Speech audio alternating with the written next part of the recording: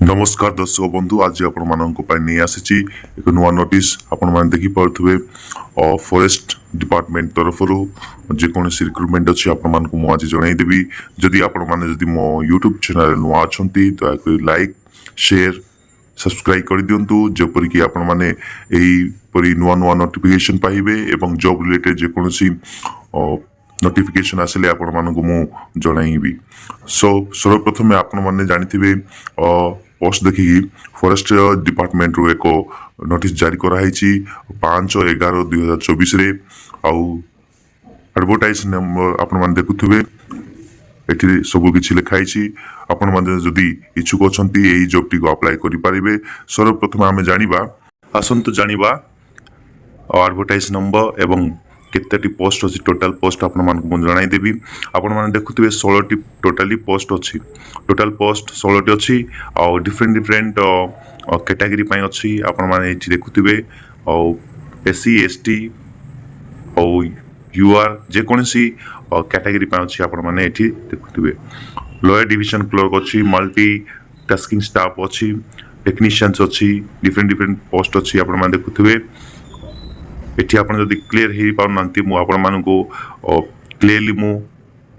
अन्य को ये देखि पारुथिबे एठी all India candidates can apply आपण माने जदि इच्छुक अछंती एई पोस्ट को अप्लाई करि पारबे। मेल एंड फीमेल 16टी पोस्ट अछि थ्रू ऑनलाइन पोर्टल को जाई के आपण माने एई पोस्ट को अप्लाई करि पारिबे बोली मु आपण मानको एई नोटिस टी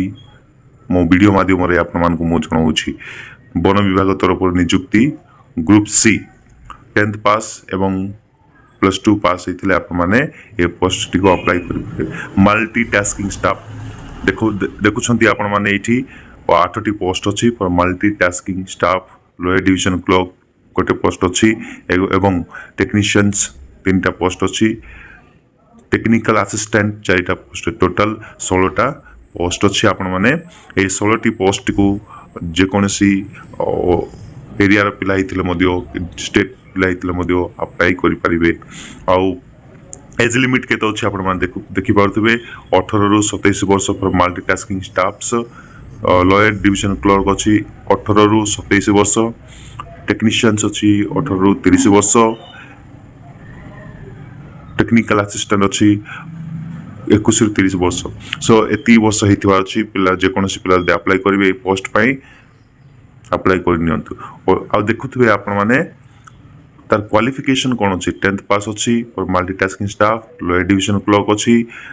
+2 पास होता टाइपिंग एवं रिक्वायर अच्छी टेक्नीशियन अच्छी +2 pass science with 60% mark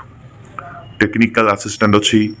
graduation in agriculture biotechnology botany zoology यही प्रकार जदि आपण माने स्टडी करछन्ते क्वालिफिकेशन अछि आपण माने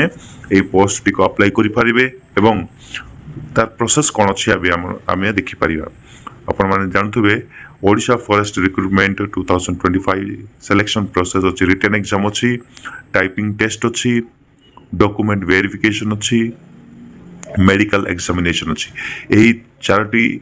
माध्यम रे बा प्रोसेस माध्यम रे आपण माने सिलेक्ट हेई कि आपण मानकर जॉब टा आपण माने हासिल करि परिबे जेकोसी मुहूर्त रे भी। और इंपोर्टेंट डेट होची